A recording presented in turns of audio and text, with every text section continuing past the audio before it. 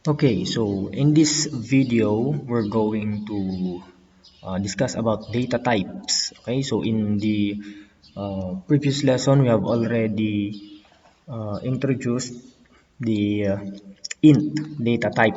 Okay, so every time na magdi-declare tayo ng variable, we declare its data type, kung ano yung data type na gagamitin natin for that variable.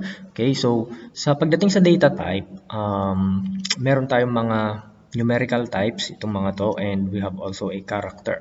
Yan. So unahin natin yung int. Yan.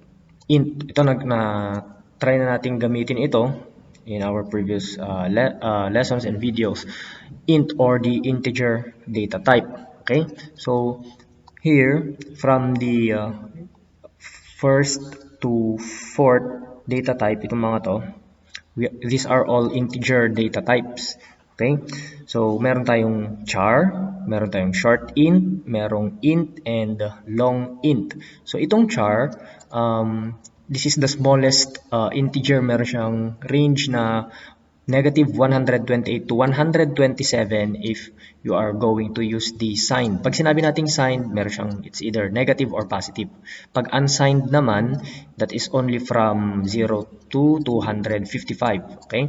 So, yung char, ito yung pinakamaliit na integer, or we call it the small integer. Okay? So, and also, we have short int. Yan, mas malaki ng konti yung range. Mas malaki yung range. We have negative 32,768 to 32,767. Ayan. Pag unsigned siya, we have 0 to 65,535. And most commonly, yung ginagamit natin ito, integer or yung int, kapag signed siya, meron siyang, yan, malaki. Ilan yan? So 2 billion na mahigit, no? 2 billion na mahigit. Negative 2 billion up to positive. No? Positive 2 billion. So, yun yung range ng ating int. And we have also long int. Mas mataas na naman yung range nito if you're going to work with larger numbers. No? Gagamitin natin yung long integer. And also, itong apat na to, though they are all integer, itong isa, yung char natin, meron pa siyang ibang gamit. Okay? So, mababasa natin dito. We have the char. Yan. Char can be used as a character data type. So, ito, pag meron tayong example dito, yan, char A, we have A is equal to Z. Okay? This is a character data type. So, we can use any characters. Okay?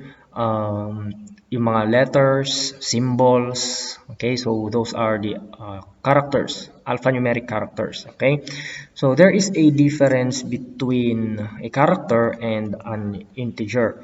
Okay? Let's say, for example, pagdating kasi sa character, symbol lang siya.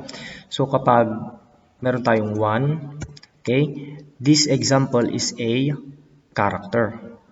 So, character siya. Okay?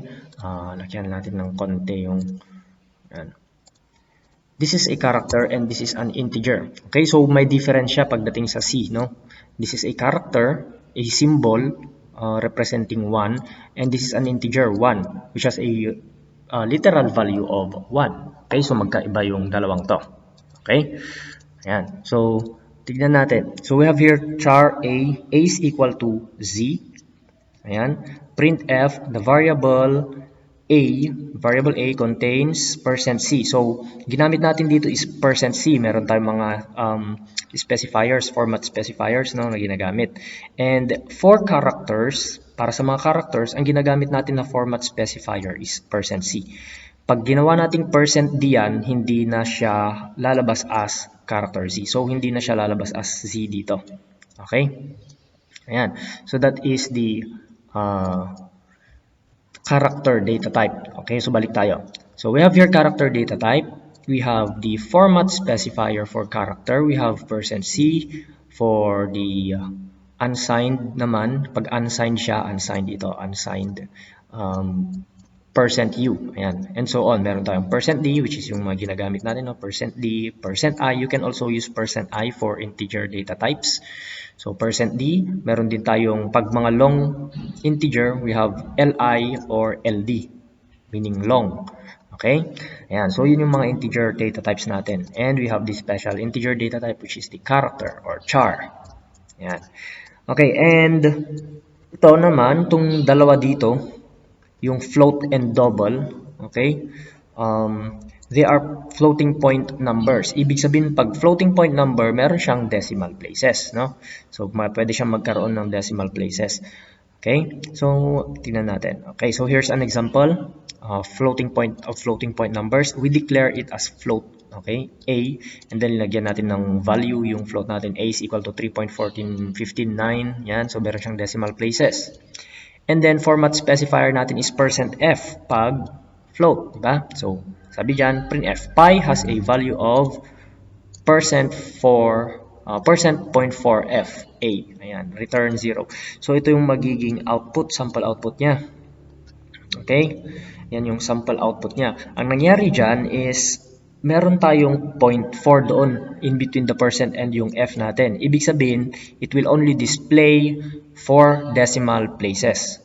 Okay? So, yun. Naka-specify kung ilang decimal places ang i-display niya. Kaya lumabas dito, sa output niya is only 4 decimal places.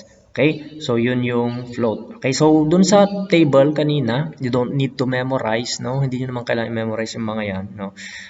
You can refer to this table pag kailangan nyo siya. Okay? So, yan yung mga names niya. So, when we're declaring variable with these data types, lalagay lang natin yung char, short int, long int, mga yan, float, or double.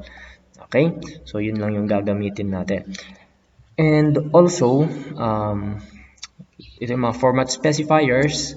Okay? Hindi nyo din kailangan naman ikabisado, but you can refer to this table pag gusto ninyong malaman kung ano yung dapat na format specifier na gagamitin ninyo. Okay? So that's how we deal with the data types in C programming language. So I'll see you again on the next video.